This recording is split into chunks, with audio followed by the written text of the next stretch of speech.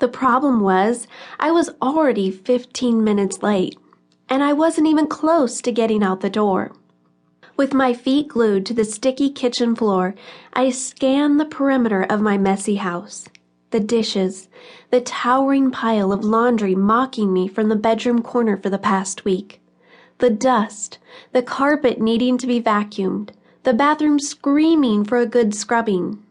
I looked at my hopelessly long to-do list I had scribbled on a scrap of paper. I watched my 3 half-dressed children under the age of 5 all seeming to need my attention at that very moment. I swallowed hard and felt a pair of invisible hands around my neck. My palms shook with the anxiety of way too much to do. I wanted to run away from it all. I was exhausted. I was stressed to the max. I felt stuck. I desperately fought the urge to yell, throw something, and cry all at the same time. Picking up the phone and admitting that I was in such an overwhelmed state and late, yet again, seemed to cement the fact that I was failing as a wife, as a mom, and as a woman. Sure, I loved God, my husband, Jesse, and my kids, Catherine, age 4, Caitlin, age 2, and Silas, a baby at that time. And yes, there were still times when I felt happy and fulfilled. But more and more, those stretches were a thing of the past, experiences and feelings that seemed unfamiliar and scarce. I wasn't living. I was merely surviving. Scared of what might happen if I couldn't find a way out of this maze of misery. I prayed I'd find help, and soon. The slow and steady downward spiral. How had things come to this?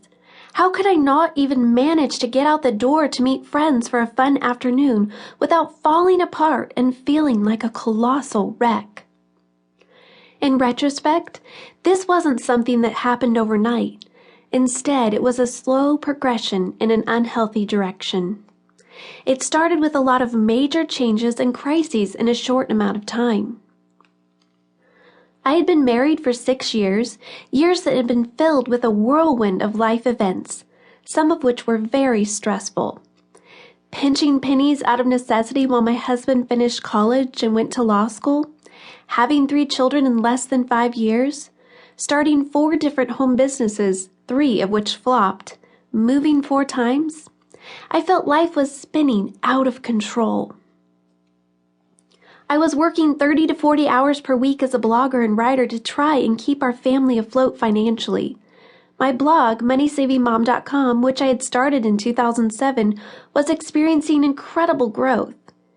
It was a great thing, but by the time my 3rd child was born in 2009, I was in over my head. Around 30 to 50,000 people were reading my blog every day, and I was a one-woman show, running the business without any help. I was getting up too early and staying up too late almost every day and night trying to meet all my business and writing deadlines, and I was still recovering from postpartum depression. The lies started swooping in with a vengeance. "I'm going to be okay," I whispered to myself when I felt suffocated by responsibilities and to-dos.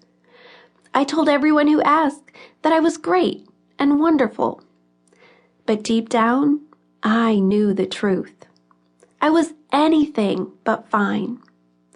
A chipper attitude and wide grin couldn't mask how overwhelmed I felt. Running at full steam started taking a toll on me physically. Exhaustion-induced health issues began to surface. Every 2 to 3 weeks, I would be bedridden for a few days with a high fever, headache, and intense pain throughout my whole body. As the sickness continued to hit every few weeks for 4 months, I became concerned. I knew what I was experiencing was not normal, and I wondered what was wrong with me. But I kept pushing myself, unwilling to admit I was the cause of my health issues. Facades and glimpses of freedom. In the midst of so much change and upheaval, my